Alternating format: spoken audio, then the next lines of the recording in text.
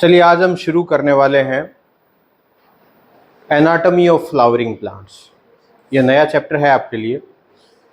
इससे पहले हम मॉर्फोलॉजी कर चुके हैं, काफ़ी इंटरेस्टिंग था। उसमें हमने जो है वो जनरल स्ट्रक्चर से लेके फ्लोरल फार्मूला, फ्लोरल डायग्राम तक हम कर चुके हैं उसको। अभी हम ये जो एनाटॉमी वाला पढ़ेंगे, सबसे पहले आपको ये जानना है कि एनाटॉमी होती क्या है। एनाटॉमी का मतलब है आंतरिक संरचना। किसी भी पौधे की फ्लावरिंग प्लांट्स दिया हुआ है, इसका मतलब जिन पौधों के फ्लावर्स लग रहे हैं, खास तौर से हम एंजियोस्पर्म्स के बारे में पढ़ने वाले हैं। तो फ्लावरिंग प्लांट्स की एनाटॉमी पढ़ेंगे। एनाटॉमी का मतलब है आंतरिक संरचना, अंदर की संरचना कैसी है। तो आपके इस जो एनसीईआरटी की बुक में जो दिया हुआ है, जितना भी कंटेंट दिया हुआ है, उसमें सबसे पहले तो है कि थोड़ा जनरल सा है, टिश्यूज़ के बारे में है, थोड़ा बेसिक सा है। अगर हम उन टिश्यूज़ को पहले जानेंगे तो आंतरिक संरचना को जानने में हमें और ज़्यादा आसानी रहेगी।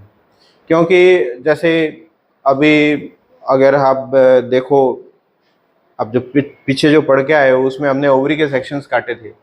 अगर ओवरी के सेक्शन काट के या एंथर के सेक्शन काट के आप देखते हो तो आपको ये तो पता होना चाहिए कि कौन सी सेल किस प्रकार की है, कौन सी पैरेन्काइमा है, कौन सी स्क्लेरेन्काइमा है। इन सब चीज़ों के बारे में पहले इसमें जानकारी दी हुई है। तो पहले हम पढ़ेंगे टिश्यूज़ के बारे में कि प्लांट के अंदर पाए जाने वाले टिश्यूज़ कितने प्रकार के होते हैं। वैसे तो आप ये 9वीं कक्षा के अंदर पढ़ चुके हैं, 9th के अंदर आपके था ये, लेकिन फिर भी एक तरीके से वही चीज़ें हैं, थोड़ा सा विस्तृत रूप है, थोड़े डायग्राम ज़्यादा है, थोड़ा सा इतना सा फर्क रहेगा। बाकी काफ़ी इंटरेस्टिंग चैप्टर है। इन टिश्यूज़ को अगर आप ध्यान से पढ़ोगे तो आप ये जान पाएंगे, जब भी आप माइक्रोस्कोपी करते हैं तो माइक्रोस्कोप के अंदर जो भी आप देखोगे स्ट्रक्चर्स, तो आपको पता चल पाएगा कि कौन सा जो है वो पैरेन्काइमा है, कौन सा स्क्लेरेन्काइमा है, कहाँ पे जाइलम है, कहाँ पे फ्लोएम है। तो ये सब चीज़ें तभी जान पाओगे जब इनके बारे में आपको बेसिक जानकारी होगी। तो चलिए इसको हम शुरू करते हैं। सबसे पहले तो मैं आपको बताऊंगा कि टिश्यू की जो डेफिनेशन है वो क्या है, क्या होना चाहिए उसके अंदर। सबसे मुश्किल जो चीज़ होती है वो परिभाषा बनाना ही होती है। परिभाषा बना देते हो आप तो उसके बाद क्या है, काफ़ी चीज़ें बहुत सरल हो जाती है। टिश्यू, सबसे पहली चीज़ आप देखते होंगे कि मतलब यही आता है सबसे पहले आपके दिमाग के अंदर, ये ग्रुप है, group of cells. Group of cells तो है, अब लेकिन ये कैसा है। अब कई लोग कहते हैं एक जैसी कोशिकाओं का समूह है, ठीक है, अलाइक इन स्ट्रक्चर। कुछ लोग कहते हैं अलाइक इन फंक्शन, ठीक है। इन दोनों चीज़ों का ही आपको जवाब मिलेगा, लेकिन मैं आपको ये कहना चाहूँगा कि आप ये प्रीफर करें कि ये जो चीज़ है ना, कि कोशिकाओं का ऐसा समूह है जिसके एक जैसे कार्य हों और मिलके वो काम कर रहे हो, तो वो क्या कहलाता है, ऊतक कहलाता है, टिश्यू कहलाता है। तो आप कह सकते हो एक ग्रुप ऑफ सेल्स, एक group of sales having alike functions which performs in coordination to each other, which is known as tissue, ठीक है। तो आप इसको इस तरीके से डिफाइन कर सकते हैं। तो पहली बात तो होगी परिभाषा। अब देखते हैं हम पौधों के अंदर पाए जाने वाले जो ऊतक हैं वो कितने प्रकार के हैं। अगर आप बनाना चाहो इनको एक फ्लो चार्ट के रूप में याद रखना, आप बना भी लेना इसे। टिश्यू है,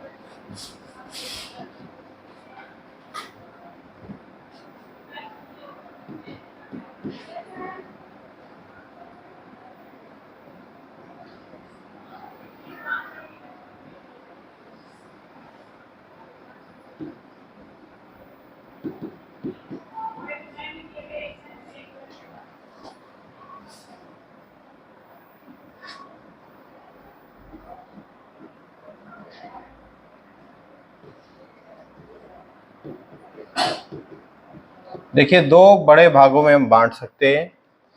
टिश्यूज हैं, उसके अंदर एक तो होगा मेरिस्टेम्स, ठीक है, दूसरा होगा परमानेंट टिश्यू।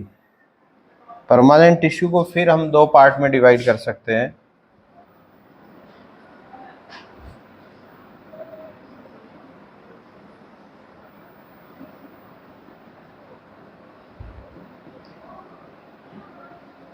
सिंपल और कॉम्प्लेक्स। अभी समझाएंगे आपको, अभी पूरा एक बार फ्लो चार्ट बना लेते हैं, फिर फ्लो में ही समझाएंगे आपको पूरा का पूरा।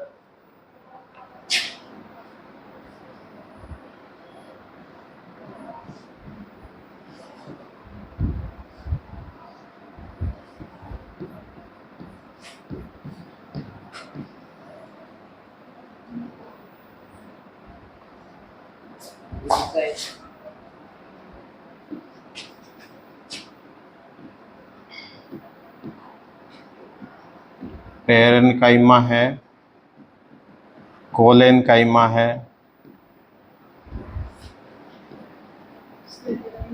और स्क्लेरेन्काइमा।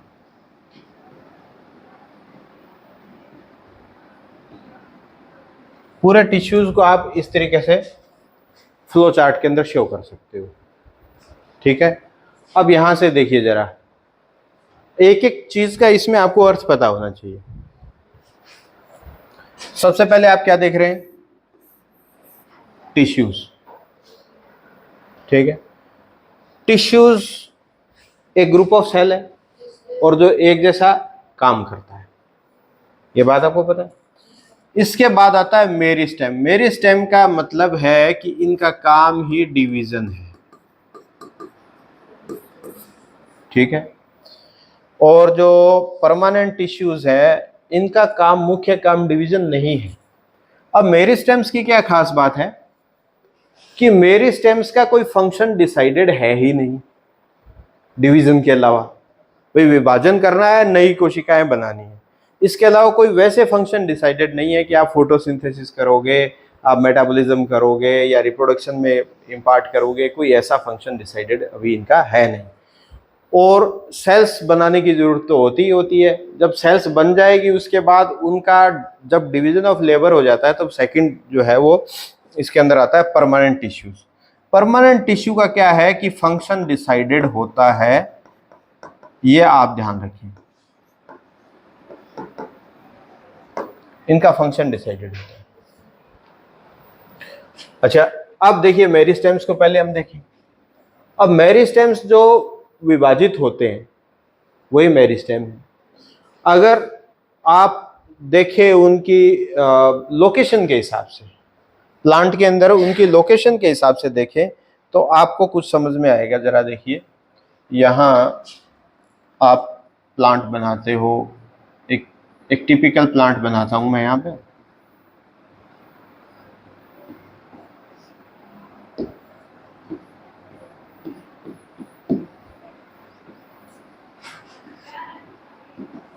देखिए, या तो इसका ये भाग ग्रो कर रहा है, ऊंचा बढ़ रहा है, ये भाग भी इनके ग्रो कर रहे हैं, ठीक है।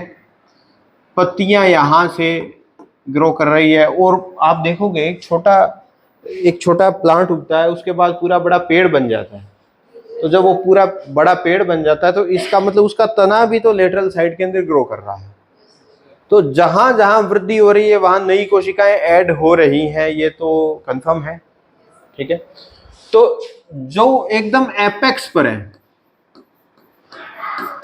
एकदम टिप पर है, यहां भी एपेक्स है और यहां भी टिप है, तो ये दोनों क्या कहलाते हैं? एपिकल मेरिस्टेम, जो कि शूट के बिल्कुल ऊपरी हिस्से पे पाए जाते हैं, और दूसरे रूट के बिल्कुल टर्मिनल, ठीक है।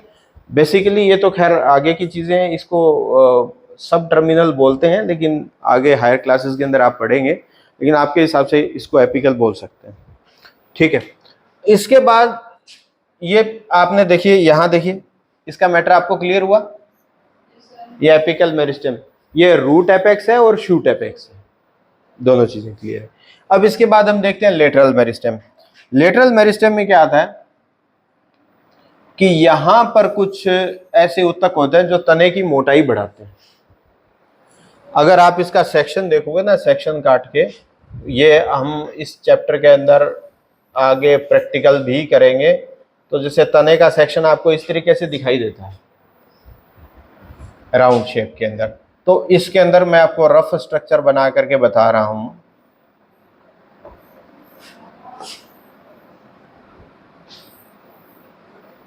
ये कुछ इस तरीके से आपको वैस्कुलर बंडल्स दिखाई देंगे। अब जब क्या है, जैसे जैसे पौधा बड़ा होता है ना, तो उस समय ये यहाँ पर कैम्बियम विकसित हो जाती है, जो कि अंदर की तरफ तो जाइलम और बाहर की तरफ फ्लोएम बनाती है। ये तो वैस्कुलर टिश्यू के अंदर डेवलप होती है। इसके अलावा यहाँ पर भी एक कैम्बियम विकसित हो जाती है, जो कि ये जो छाल देख रहे हो ना पौधे के बाहर, जो छाल उतरती हुई, ठीक है, ये छाल बाहर की तरफ बनाते हैं, इसकी मोटाई को भी बढ़ाते हैं। तो ये क्या, वैसे देखा जाए, अगर खुद को आप अज्यूम करिए कि आपका साइज इधर की तरफ यूं बढ़ रहा है, तो लेटरल साइड में होगा तो ही बढ़ेगा। ऐसे ही प्लांट को अज्यूम करके आप देख सकते हो, तो उसके लेटरल साइड के अंदर जो मेरिस्टेमेटिक टिश्यू होगा, उसी की वजह से ही उसका मोटाई बढ़ती जाएगी। तो अब आपको सेकंड ये भी क्लियर हो गया। जरा देखिए, ये लेटरल मेरिस्टेम का केस भी क्लियर हो गया। यहाँ एक बार फिर से देख लीजिए, एपिकल मेरिस्टेम के अंदर हमने दो चीजें पढ़ी हैं, एक तो शूट एपेक्स और दूसरा रूट एपेक्स, ठीक है। एपिकल मेरिस्टेम के अंदर ये दो चीजें पढ़ी है हमने। अब लेटरल मेरिस्टेम के अंदर हमने जो पढ़ा है वो पढ़ा है कैम्बियम। और कैम्बियम दो प्रकार की, एक तो वेस्कुलर कैम्बियम है और दूसरी जो है वो कॉर्टिकल कैम्बियम है, ठीक है।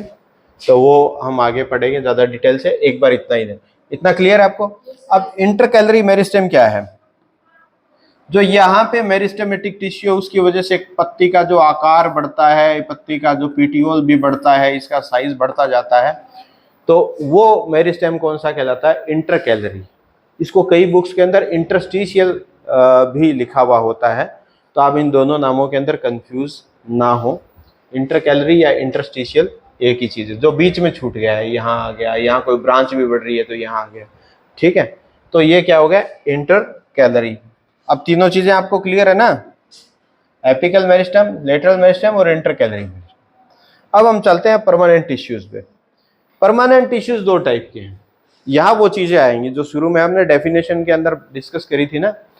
एक तो उनकी स्ट्रक्चर एक जैसी हो, स्ट्रक्चर एक जैसी हो और काम भी एक जैसा हो, वो सारे के सारे आएंगे सिंपल।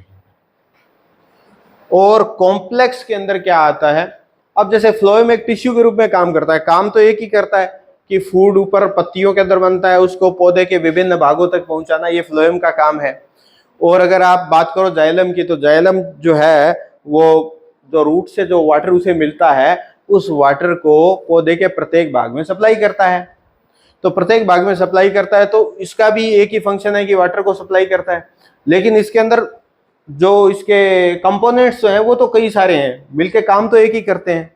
तो जहां कई प्रकार की कोशिकाएं एक जैसा काम कर रही हैं मिलके, तो वो क्या कहलाता है, कॉम्प्लेक्स।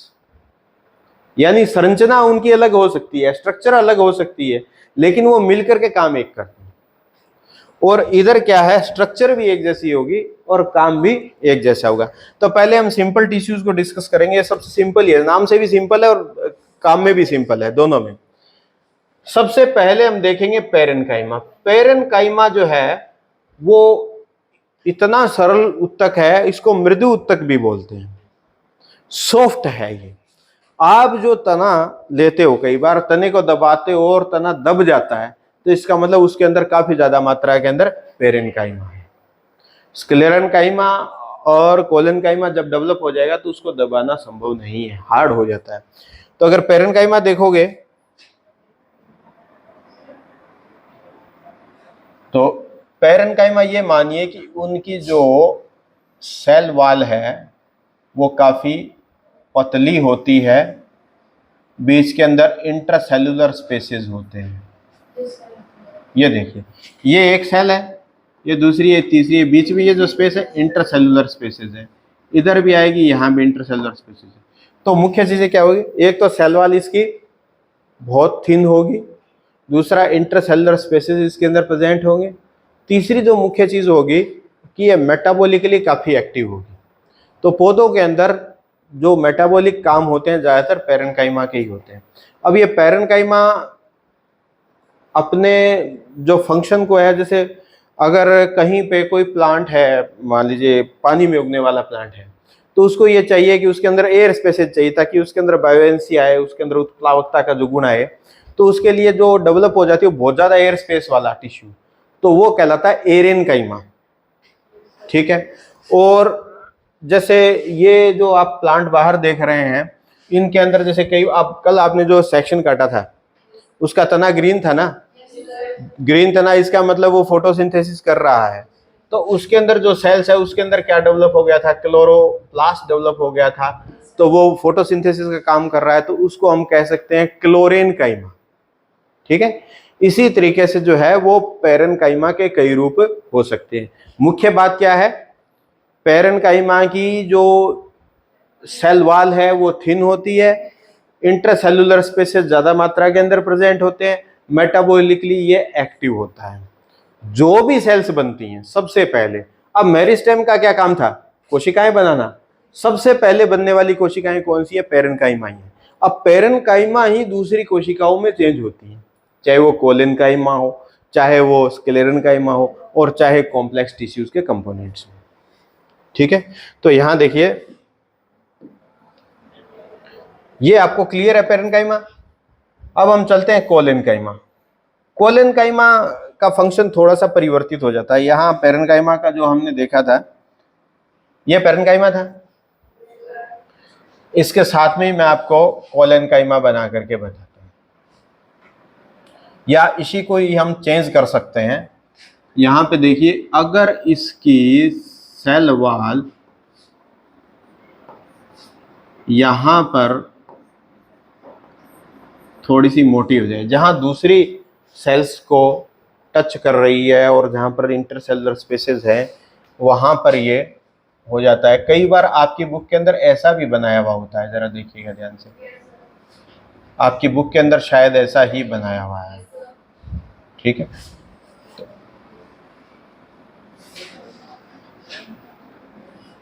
ये देखिए, इसमें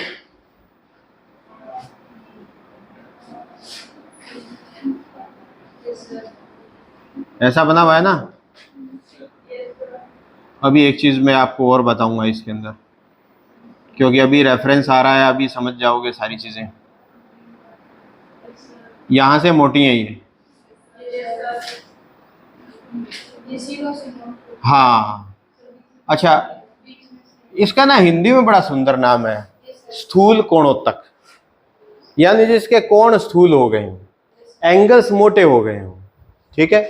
अब इसके जो फंक्शन है,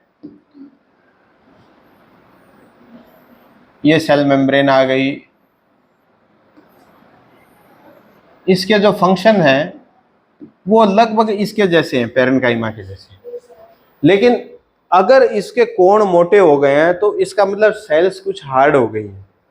तो ऐसे प्लांट्स जिनको साथ साथ में मैकेनिकल स्ट्रेंथ की जरूरत है, mechanical strength in the sense, अगर सारी ही सेल्स जो हैं वो पैरेन्काइमा होगी तो बहुत सॉफ्ट होगी, तो जैसे ही प्लांट का साइज थोड़ा सा बढ़ेगा तो सॉफ्ट सेल्स तो मुड़ जाएंगी, तो तना तो बिल्कुल मुरझाया हुआ सा ही रहेगा।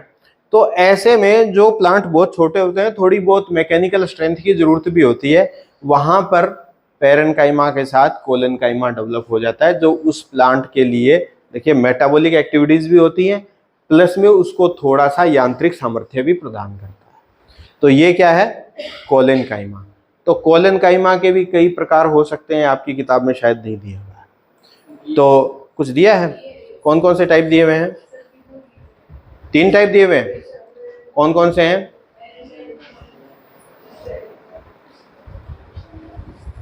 कौन कौन से हैं, मैं वही बता देता हूं।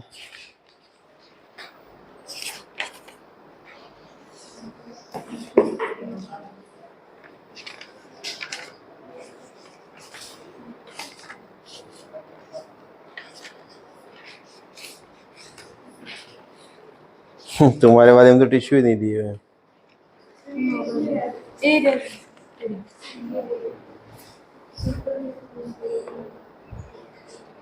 नहीं नहीं, ये हम बात जो कर रहे थे ना, मैं ये कह रहा था फर्दर कोलन काइमा के तो फर्दर नहीं दिए हुए ना टाइप।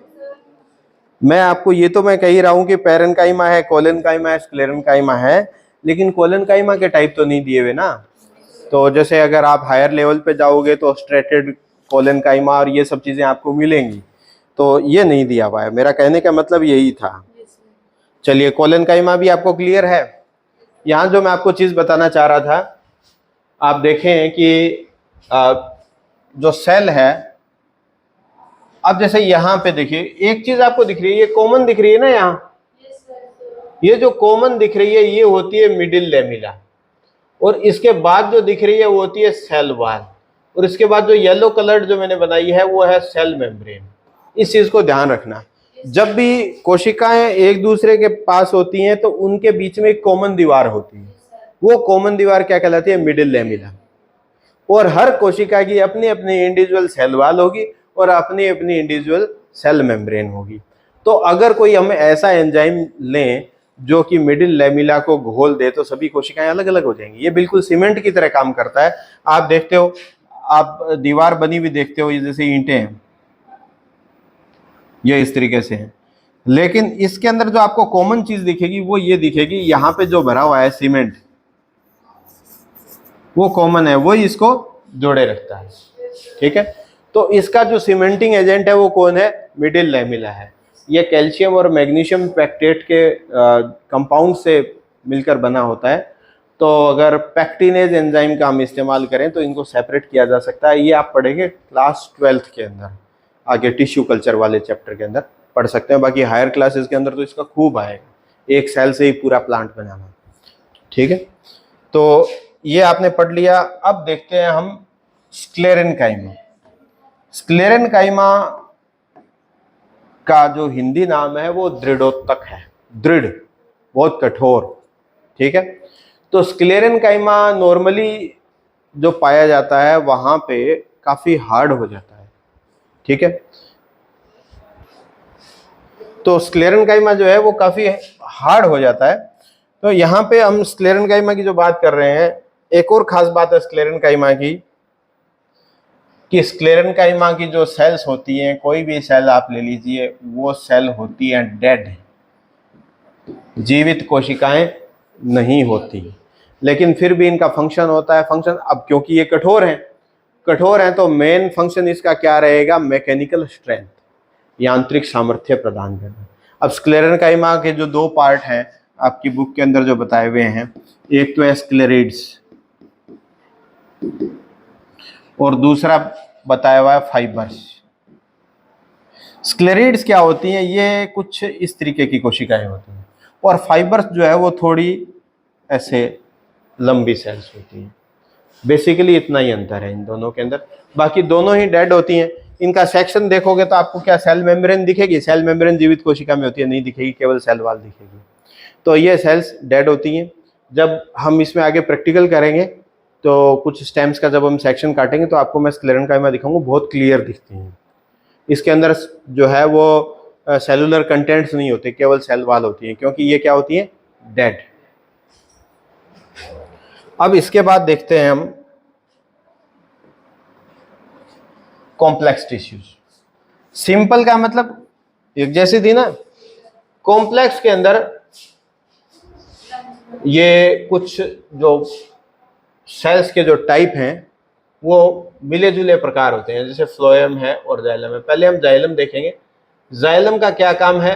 वाटर कंडक्शन करना है। ठीक है, और फ्लोएम का क्या काम है? फूड कंडक्शन करना है। दोनों के काम आपको क्लियर है। जाइलम के अंदर आप देखोगे तो आपको कुछ सेल्स जो दिखाई देंगी। सबसे पहले मैं आपको बताना चाहूंगा वेसल्स, फिर दिखेंगे ट्रैकीड्स, फिर फाइबर ट्रैकीड्स,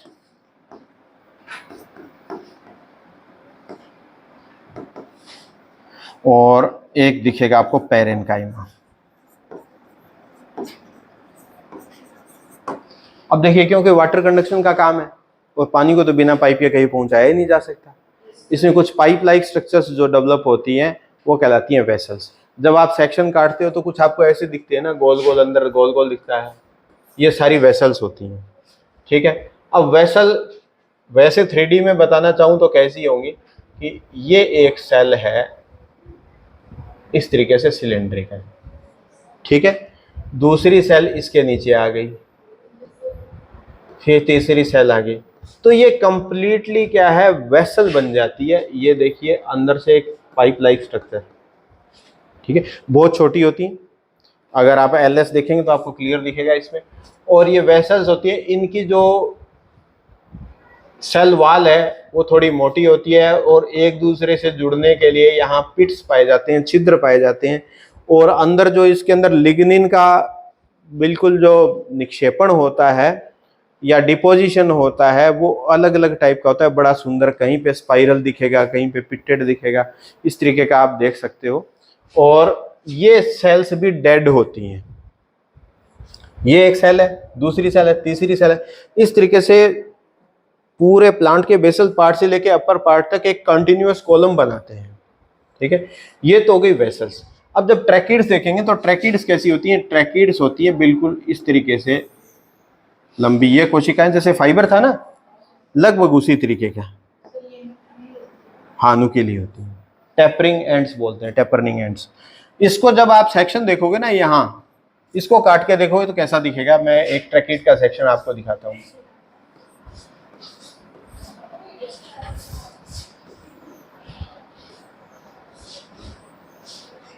ये यहाँ पर इसकी सेल वाल है और ये इसका ल्यूमन है, ठीक है, ल्यूमन है, अंदर का जो खाली हिस्सा उसको ल्यूमन बोलते हैं। तो ये देखिए, ये जो एक तरीके से एंगुलर स्ट्रक्चर है, ये किसके अंदर पाई जाती है, ट्रैकिड के अंदर पाई जाती है।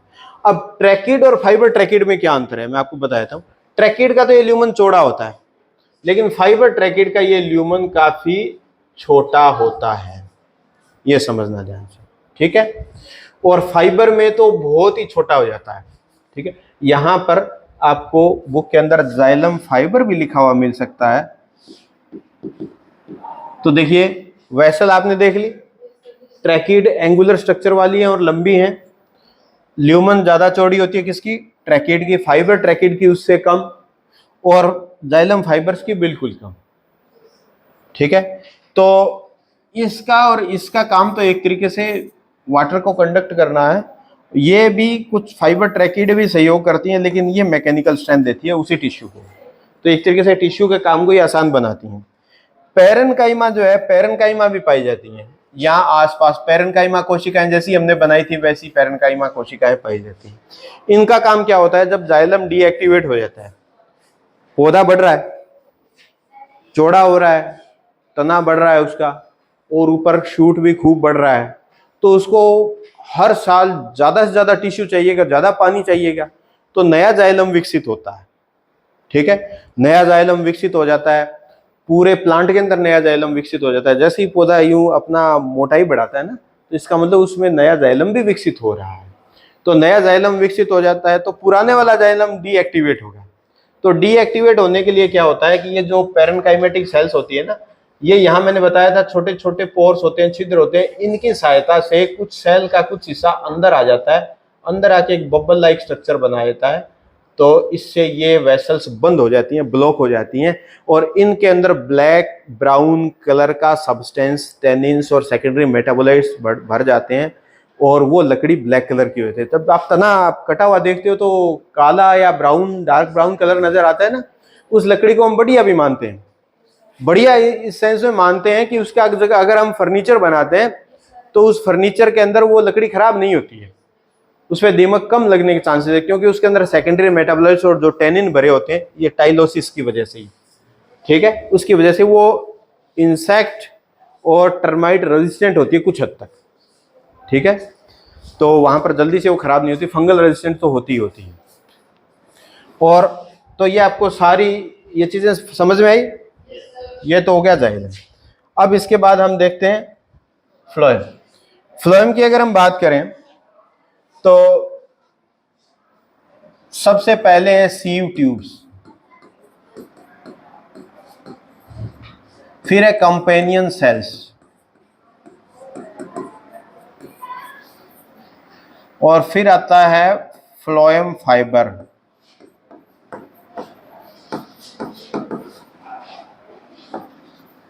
ठीक है, और फिर आता है आपका पेरेन्काइमा।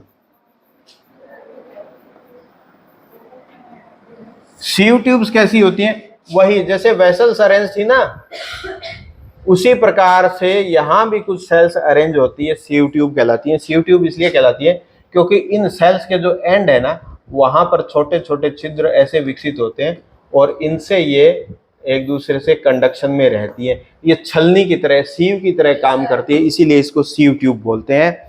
और ये सेल्स लिविंग होती है, हाँ बिल्कुल लिविंग होती है, और इनके अंदर जो है न्यूक्लियस नहीं होता है। इनके पास में दूसरी सेल्स होती है, कुछ पेरेन्काइमा की सेल्स होती है जिनको क्या बोलते हैं, कंपेनियन सेल्स, जो कि इसके फंक्शंस पर नियंत्रण करती है, कंट्रोल करती है।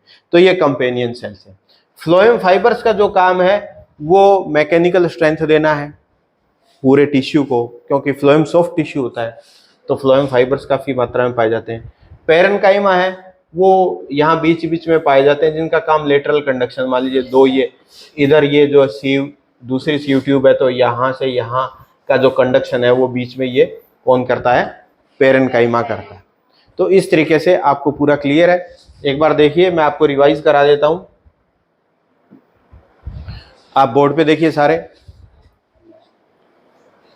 यहां आप देख रहे हो टिश्यू। टिश्यू को हमने पढ़ा था कि सेल्स का ऐसा ग्रुप जो फंक्शनली सिमिलर हो वो क्या कहलाता है, टिश्यू कहलाता है। उसके बाद टिश्यू के दो टाइप हमने देखे, मेरिस्टेम्स और परमानेंट टिश्यूज। मेरिस्टेम का काम क्या है, केवल विभाजन करना है, और उनके अंदर डिवीजन ऑफ लेबर नहीं होता है, यानी किस कोशिका को क्या काम करना है ये तय नहीं होता है। तो देखिए मेरिस्टेम को अगर हम देखें तो पौधे के अंदर हमने एपिकल मेरिस्टेम देखा, जिसमें शूट और रूट एपेक्स हमने पढ़े। उसके बाद लेटरल मेरिस्टेम, लेटरल मेरिस्टेम के अंदर हमने कैम्बियम को पढ़ा, जो कि पौधे की जो लेटरल साइड के अंदर ग्रोथ करता है। उसके बाद इंटरकैलरी मेरिस्टेम्स के अंदर हमने क्या, जो लीव्स के बेसिस के ऊपर पाया जाता है या फिर ब्रांचेस के बेस के ऊपर पाया जाता है, जो कि उसकी ग्रोथ के लिए रेस्पॉन्सिबल होता है, ये सब हमने देखा। तो ये सारा हो गया मेरिस्टेम। उसके बाद चलते हैं परमानेंट टिश्यूज। परमानेंट टिश्यूज का मतलब उनका डिवीजन ऑफ लेबर हो चुका है, उनके अंदर उनका कार्य निर्धारित हो चुका है। उसमें दो प्रकार के हैं, सिंपल एंड कॉम्प्लेक्स। सिंपल के अंदर केवल एक ही प्रकार की कोशिकाएं पाई जाती हैं, और जबकि कॉम्प्लेक्स टिश्यूज के अंदर है ना, दो या दो से अधिक प्रकार की कोशिकाएं पाई जाती हैं। तो सिंपल के अंदर आपने सबसे पहले देखा पेरेन्काइमा। पेरेन्काइमा में क्या है कि ये जो है इसको बोलते हैं मृदुतक, बहुत ही सॉफ्ट है। ये जो है इसका मेनली इसका जो फंक्शन है वो मेटाबॉलिक एक्टिविटीज करना है, और मेटाबॉलिक एक्टिविटीज के आधार पर फोटोसिंथेसिस करता है या फिर कोई दूसरा फंक्शन करता है बायोएनसी के लिए। तो उसके बेसिस के ऊपर ये अलग अलग प्रकार का हो सकता है, वो आप हायर क्लासेस के अंदर पढ़ेंगे। उसके बाद आपने देखा कोलेनकाइमा। कोलेनकाइमा ऐसी सेल्स है जिनकी सेल वॉल जो है वो कोणों पर मोटी हो जाती है, इसीलिए इसको स्थूल कोण उत्तक भी कहते हैं। तो इसका काम मैकेनिकल स्ट्रेंथ देना भी है और जो मेटाबॉलिक एक्टिविटी भी करना है, ये सबसे बढ़िया उत्तक है। इसके बाद आता है स्क्लेरेन्काइमा। स्क्लेरेन्काइमा वैसे डेड सेल्स हैं, और इनका मुख्य कार्य क्या है, मैकेनिकल स्ट्रेंथ देना है, और इनकी भित्तियां मोटी पाई जाती हैं। ये दो प्रकार की हैं, एक तो सिंपल स्टोन सेल्स हैं या स्क्लेरिड्स पाई जाती हैं, दूसरी जो है वो थोड़ी सी इलोंगेटेड सेल्स होती है जिनको हम फाइबर्स बोलते हैं। इसके बाद हमने देखे कॉम्प्लेक्स टिश्यूज, यानी दो या दो से अधिक प्रकार के कोशिकाएं जो कि मिलकर एक ही जैसा काम करती हैं, वो कॉम्प्लेक्स टिश्यूज हैं। ठीक है, कॉम्प्लेक्स टिश्यूज के अंदर सबसे पहले हमने जाइलम देखा। जाइलम का काम क्या है, वाटर को कंडक्ट करना है, और जाइलम के जो हमने मेंबर्स देखे थे वो हमने देखे थे vessels, tracheids, fibre tracheids, fibre and parenchyma. उनके अलग अलग फंक्शंस हमने डील किए थे। उसके बाद लास्ट में हमने देखा था फ्लोएम। तो फ्लोएम के जो हमने मेंबर्स देखे थे वो सीव ट्यूब्स देखी थी, कंपेनियन सेल्स देखी थी, और फ्लोएम फाइबर्स देखे थे, और पेरेन्काइमा देखी थी। तो पेरेन्काइमा और फाइबर का फंक्शन तो जाइलम फ्लोएम के अंदर दोनों के अंदर एक जैसा ही है। थोड़ा सा सीव ट्यूब की स्ट्रक्चर के अंदर डिफरेंस है। सीव ट्यूब इसके अंदर जीवित होती है, उसके अंदर वेसल्स जो है वो डेड थी। तो आप जाइलम फ्लोएम के अंदर अंतर भी कर लीजिएगा, ये भी आता है कई बार प्रश्न। तो ये एक तरीके से हमने पूरा इसको समराइज कर दिया है। इसके बाद हम देखेंगे टिश्यू सिस्टम। यहाँ तक किसी को कोई समस्या हो तो बताइए। मैं ये समझता हूँ कि ये बिल्कुल क्लियर है, आपको कोई किसी प्रकार का कंफ्यूजन नहीं है।